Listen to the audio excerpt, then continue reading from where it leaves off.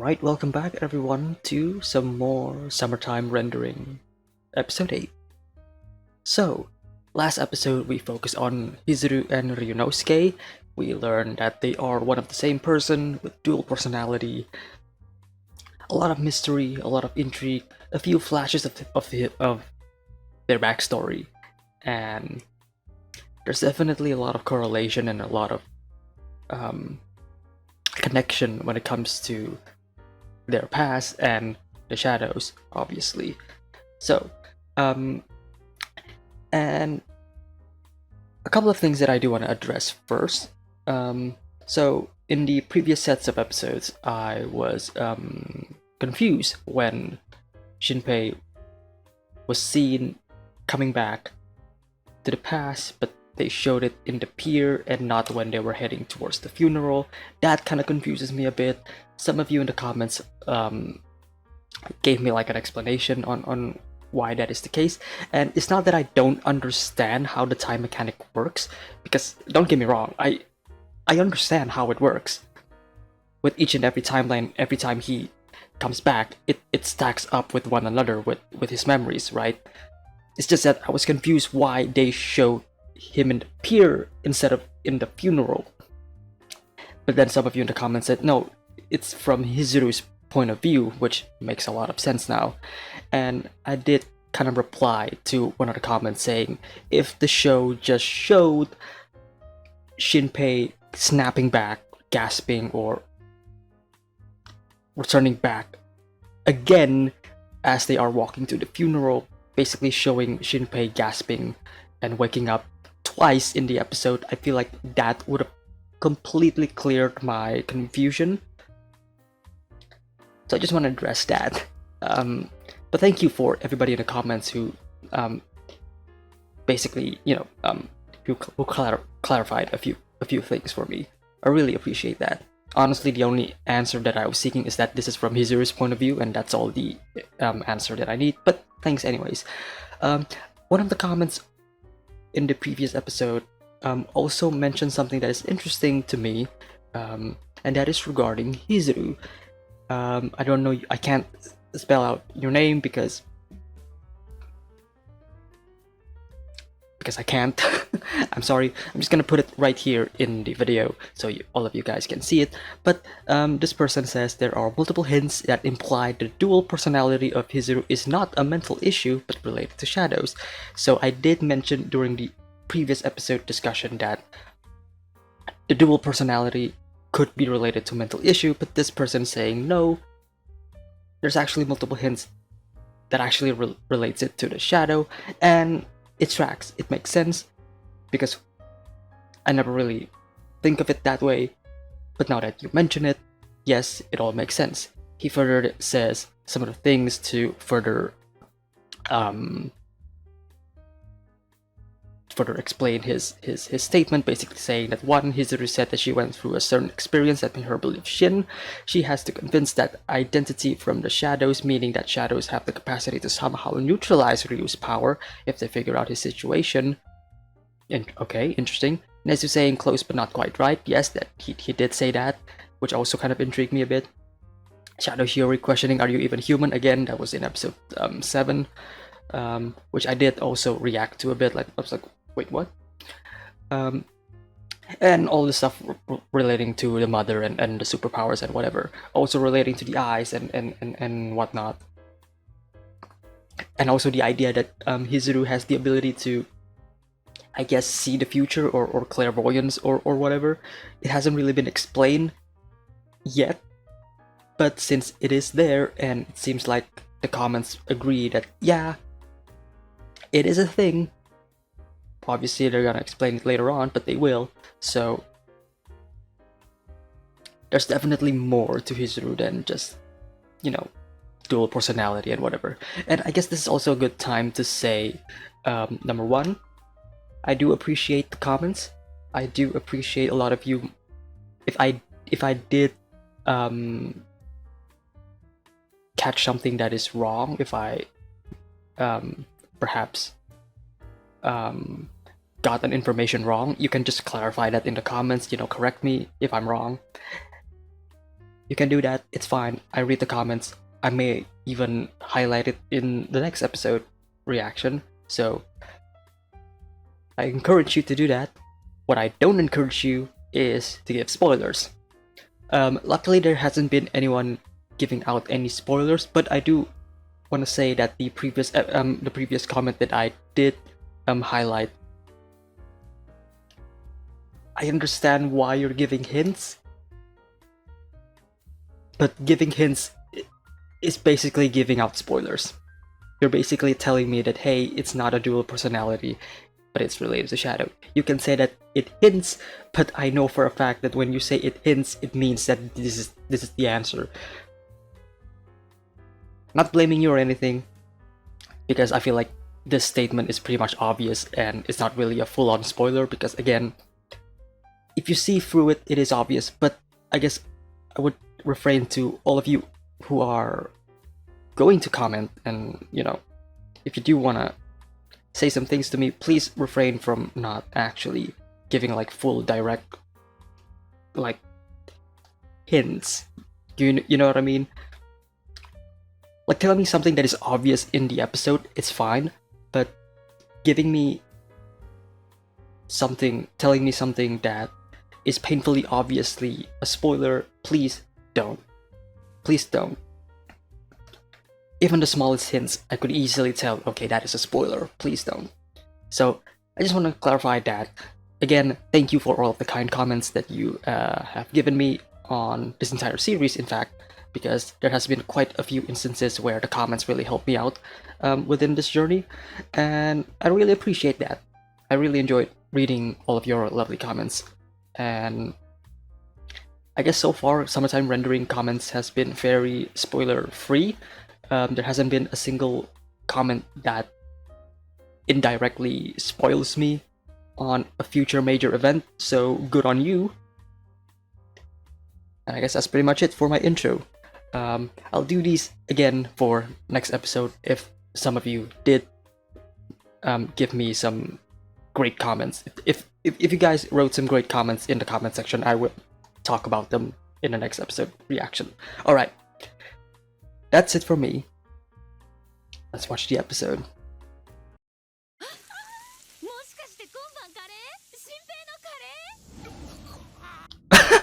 What the fuck is that face?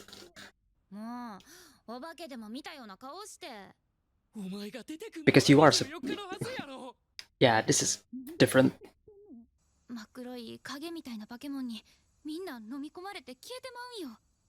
Okay, how does she know?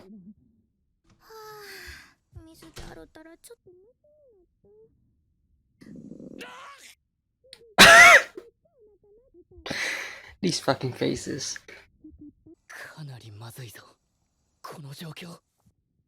Oh yeah, it's oh yeah, it's completely different. Yeah. Oh fuck, I forgot Alan is gonna come in as well. This is a problem.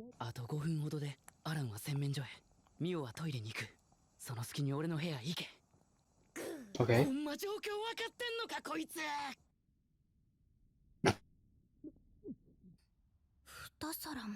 Now you're okay, so Ushio knows about the festival, which is different from when we first meet Ushio, who doesn't know what happens to the festival. Otherwise, if she does know about the festival in the previous timeline, then she would have warned us all about it. So now the fact that she does know about the festival only means one thing, and that is Ushio also went back in time. At least this version of Ushio. Because again, in episode 5, yeah, in episode 5 when the festival happened and all that shit happened, and Shinpei went back in time, we were shown that Ushio also woke up in the beach. So Ushio wakes up in the beach, feeling confused. We see her walking away from the beach in the previous sets of episodes.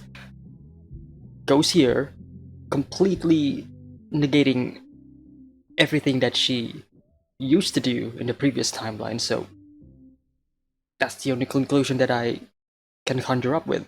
Ushio must have gone back in time along with Shinpei. Memento. Yes, but can we make an exception to that, Miss Nagumo?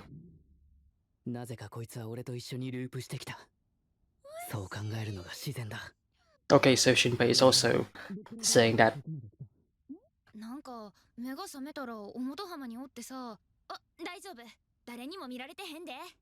So how the hell did she loot as well? Trying to touch the shadow.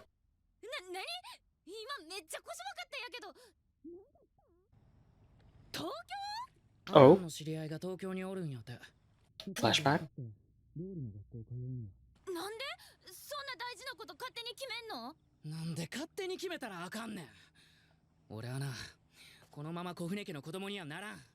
Ah. Okay.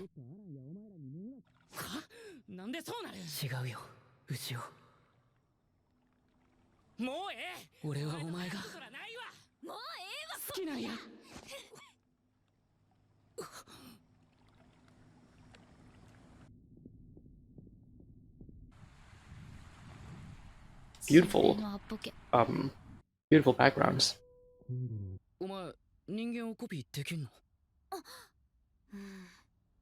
No. Figures.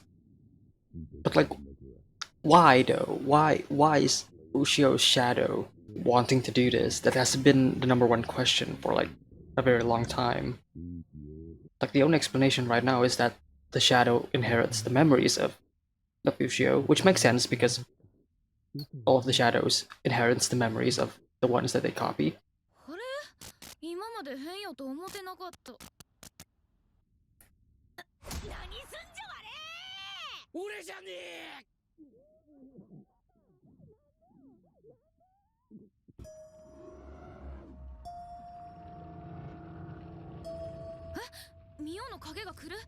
Well, that's different, because the shadow is supposed to be outside.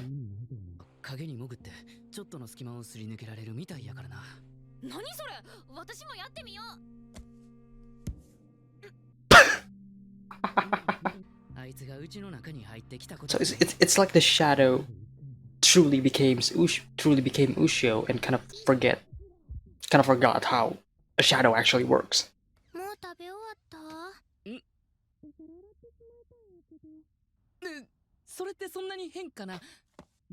Reading it upside down.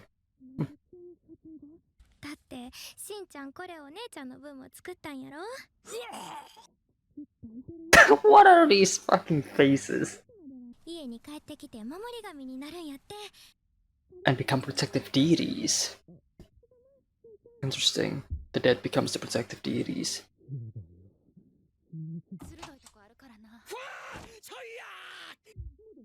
Oh shit! That's the shadow, all right.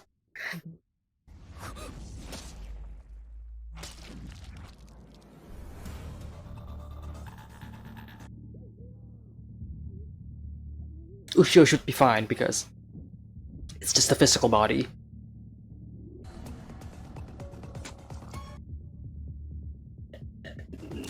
That's a problem.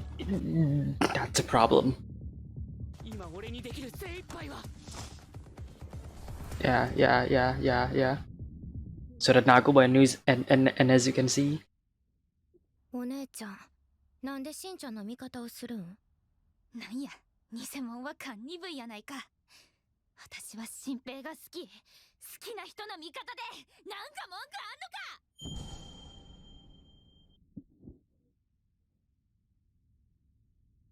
Is it just because of love?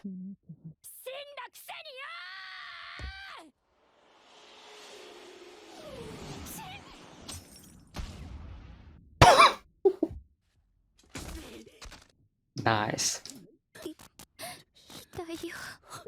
The real Mio would have heard that, right?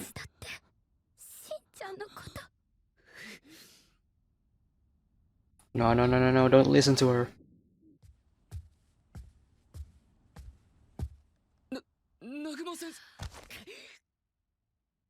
Oh, almost. Explain the situation. Shinpei, you need to explain the situation right away.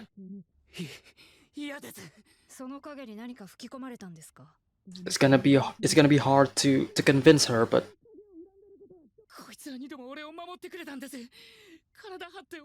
explain to her that Uchiwa was also looping back.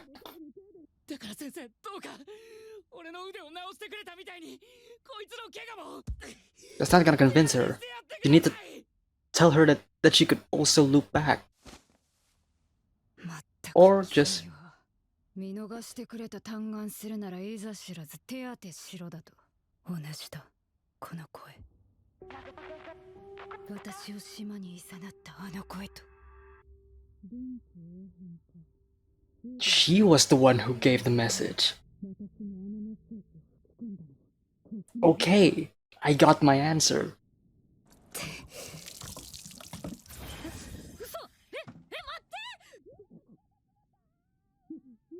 通常の手当てで治るとは思えない油断は禁物これを聞いてくれ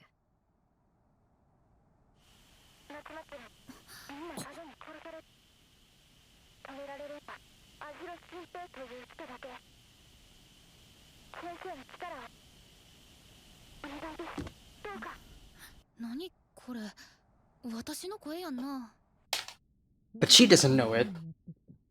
So who gave it? それよりも問題はよ、なんで影のミオが小舟家の中に侵入してきたかや。Also that. 奴らは明らかに情報を共有してます。ミオは我々を認知し、排除しに来たと考えられる。あの場にいた影はみんな倒したはずですよね。Well, we don't know that for sure. 牛尾は確かに君を助けたのだろうし、我々への敵意もないように見える。が、牛尾が故障しているのだとしてもだ。それがいつ治るとも限らない。それがわしらにできる最大の情報へ。Makes sense. Understandable. But... Oh... Mother... Haine? ありがとうトキコ。ちょっと元気出た。Talking to Tokiko. もう俺起きてるからよ。起こしに込んでもええからな。それだけや。ミオがこれを？うん。こっちがオリジナルやな。オリジナル？ So why is the fake one still there? If we are led to believe that anything except the actual body would eventually disappear, like her swimsuit, then why is the necklace still there? Questions. More questions. So? 牛尾の死についてお前に言うとかなあかんことがある。吉川線やろ？そうや、実はな。誰やお前！牛尾、もう変装解いてええぞ。Okay.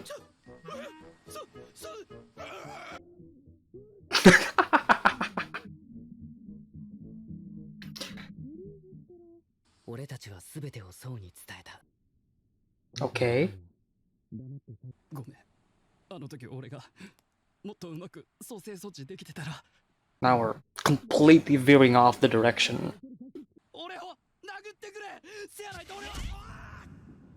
蹴った。立てそう。これでキースんだか？あ、私の携帯。中身調べたいんやけどロックされててな。あれ？パスワードが変わってる。Oh? Password change. 一個だけ動画ファイルがある。それや。待って、再生するで。Alright, let's see it.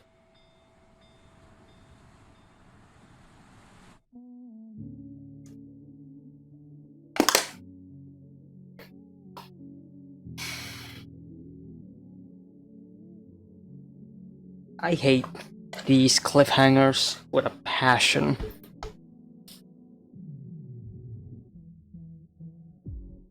That was dirty. That was dirty.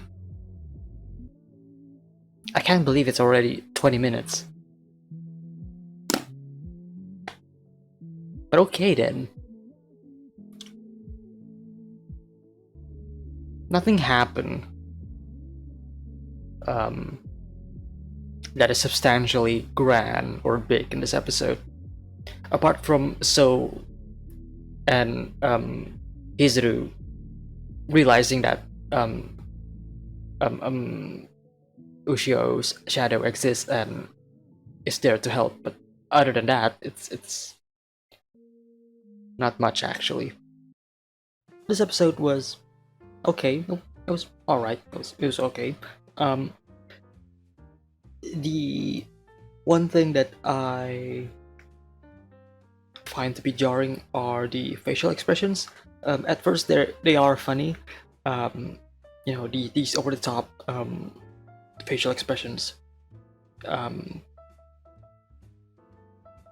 work for comedic effect at first, but then you use it over and over and over again, it kind of overstayed its welcome and kind of becomes overused and repetitive. But that's a nitpick in my opinion. That's pretty much it. The rest of the episode was solid. It was all right.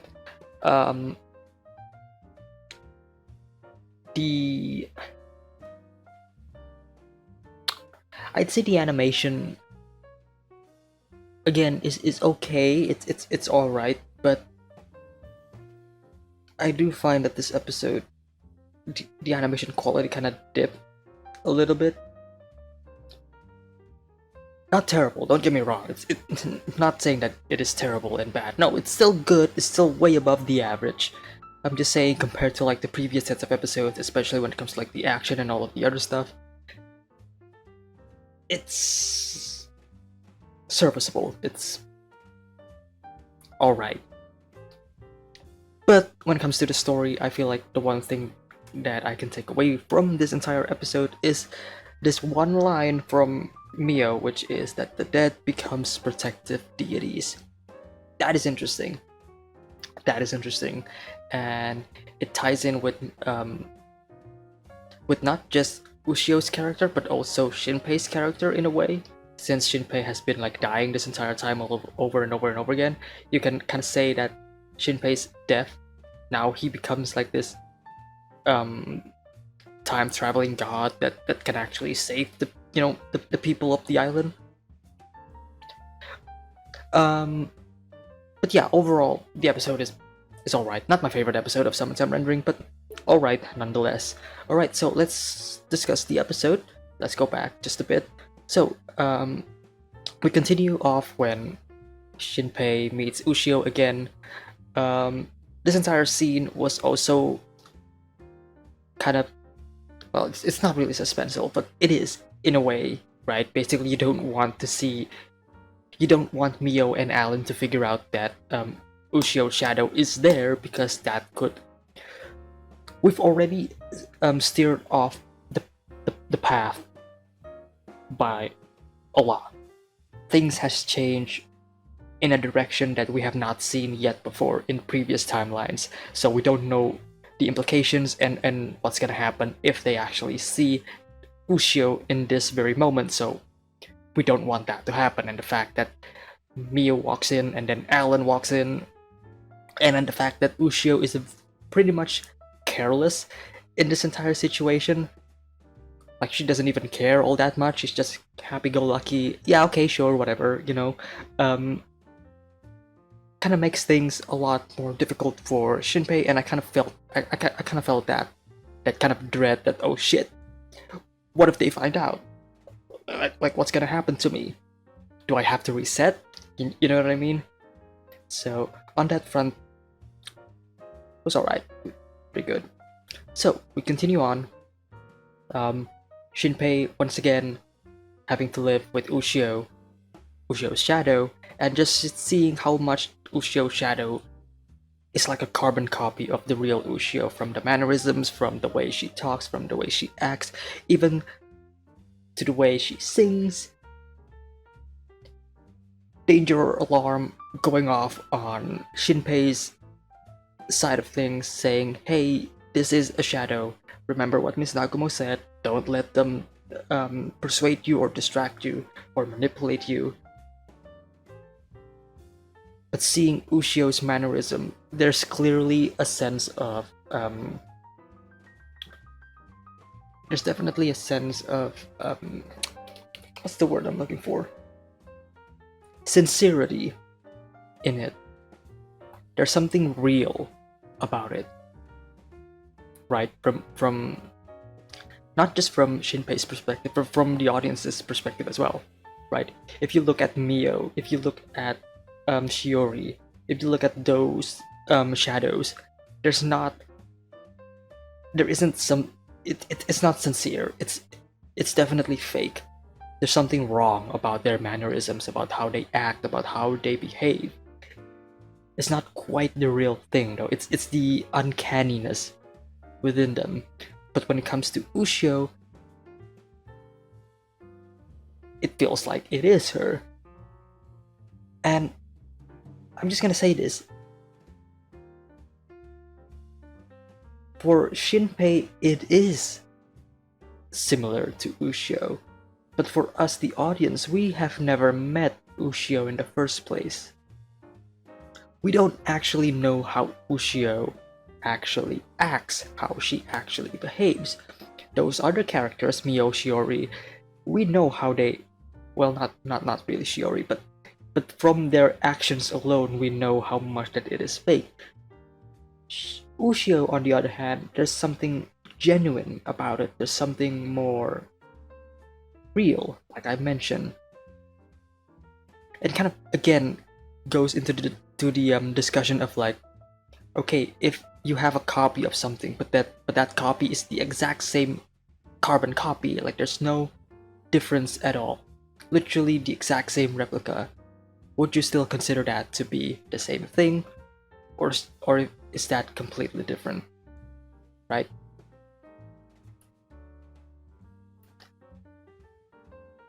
And when it comes to Ushio's shadow, again,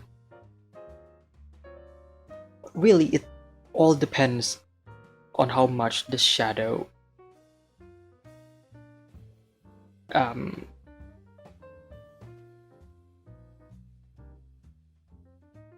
then we get this small little flashback between them, kind of getting a glimpse of how Ushio actually acts and behave. Not that much, but we kind of get a glimpse of it. I'm not seeing anything important in this flashback apart from some of the minor details like the curry and Shinpei leaving to Tokyo and whatever. But that's pretty much it, actually. So we move on from the scene. Nezu and Miss Nagumo are both in the vicinity, ready to fire and shoot. Mio Shadow arrives. Oh, and before Mio Shadow arrive, Ushio's swimsuit fades away, right? It's gone. Boom. Obviously, it's to show that, hey, physical objects, not the real thing, like just physical objects like clothing, won't last long for shadows. The shadows only copy. The shadow will only remain in its like human form, basically, right? Only the human parts, the human body itself will remain, whereas everything else will slowly fade away. I wonder if we get no. It's just a still shot. What I find interesting is the fact that the necklace stayed with her. That is interesting. Why did the swimsuit fade away, but the necklace is still there?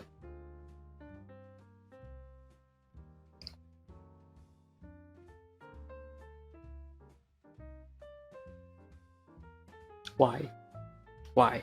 Don't answer that, obviously, but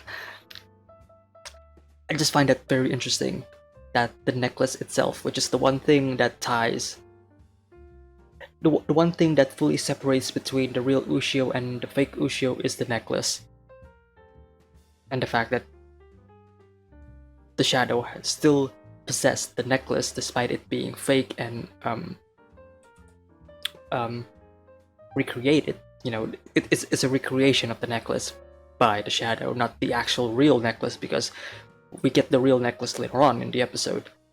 I don't know, I just find that really interesting, fascinating, and there's probably something, there's definitely a significance in that necklace. I've already mentioned this in like the first episode, that necklace is definitely a key part of the story in one way or another. I don't know yet, but there's definitely a significance, otherwise why would they focus on it a lot throughout this entire story? So, we move on from here. The fake shadow of Mio walks in. We got this cute little fight sequence. Nothing major in terms of like fight sequences, especially in summertime rendering, but it is there. It's cool. They defeat him, her. They defeat her. Mio Shadow, in her last dying breath, with tears in her eyes, whispers to Shinpei. Obviously, we don't get to hear what she said, but it's pretty obvious what she is actually saying, which is, "I love you." And poof, she's gone. Ryunosuke walks in, about to kill the shadow, but then Shinpei blocks her, saying, "Please don't." And then ultimately, Ryunosuke reverts back to Hizuru and decides not to kill the shadow. Wait. I got that right. Right?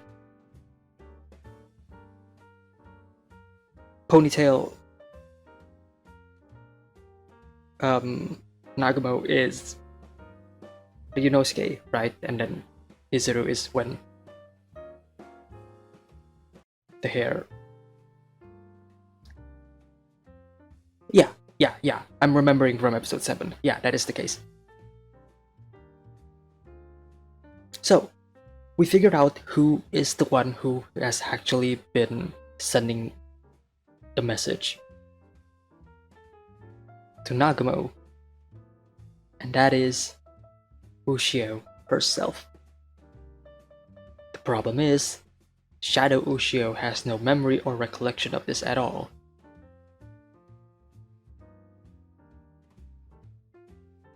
The other problem is the fact that this message refers to an event that has yet to happen. So the only way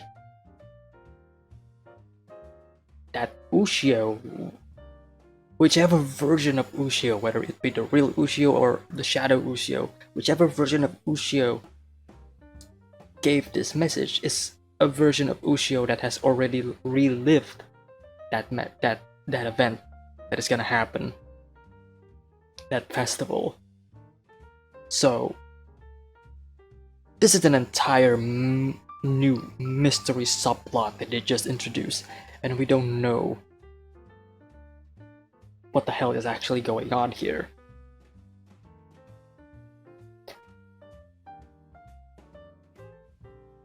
So my only theory right now is that since we are now introducing the idea that yes, the Shadow Ushio can also look back in time, now the only thing that I can think of is that one day the Shadow Ushio is gonna look back further than before, gives the message to Nagumo, and that sets up this entire fixed time loop. Again, that's just a theory, but that's like the only thing that I can think of right now. If we are to judge this time traveling shenanigan based on other time traveling shows and stories, right? Because again, it also goes back to the power of the eyes. We don't know how much power those eyes actually give and possess, and we only know one eye power, which is Shinpei's eye power. And again, we still don't know how the fuck Shadow Ushio gave Shinpei the real eye. I'm sorry, we don't know how Shadow Ushio gave the superpowered eye to time travel to Shinpei in episode 1. We still haven't really explored that aspect of the story yet, so obviously there's still a huge chunk of the story, specifically in the past, that we have not yet seen, and that part of the story is unfortunately lost in the memories of all of these characters. Shadow Ushio does not have any recollection of that. Shinpei thinks it is just a dream, and we as an audience don't know whether or not that dream is supposed to be taken literally, or if that dream is a vision. I don't know. But it does kind of correlates back to that. So, not a lot of information that I can dissect on yet, but know that it is on the back of my mind right now. Love the shot that they are showing here, just showing all of the shadows below their feet.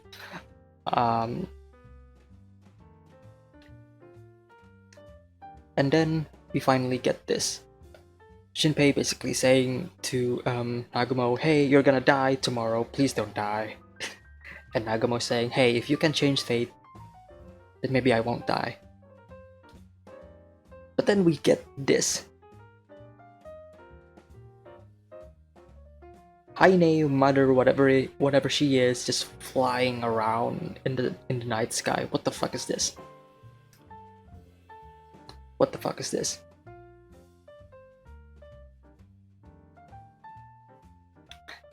We continue on with the episode. Mio talking to Tokiko all night apparently. Shinpei basically saying, hey Mio, please don't come into my room, thanks, bye bye. Gives the real necklace to Ushio. And then finally we end the episode with Ushio revealing herself to So that, hey, yeah, I'm alive. Well, I'm a shadow of Ushio, but I am alive. More expressive facial expressions. So being unable to comprehend what the fuck is going on, but he accepts it anyways. Gets kicked, more facial expressions. And then we end the episode with opening the phone, and there's a video. We don't know what the video has in store, because the episode ends with a fucking cliffhanger. That is very dirty. And that's the end of episode 8 of Summertime Rendering. Yeah, that's pretty much it, actually. I got nothing else for me to say. So yeah. If you do enjoy my reaction, hit the like and subscribe. If there's anything you want to talk about, just let me know in the comments. You can discuss with me all you want. Again, no spoilers, please. I would gladly appreciate that. And also if there's any like translation mistakes, because I know this is a fan sub and not the official sub, because the official sub is being stuck on Disney jail. But if there are a couple of mistranslations, also let me know in the comments. I would also love to read them. Anyways, that's pretty much it. Hope you guys enjoyed my reaction. If you do, hit the like, subscribe if you haven't already. And I will see you all next week for the next episode of Summertime Rendering. Take care, guys.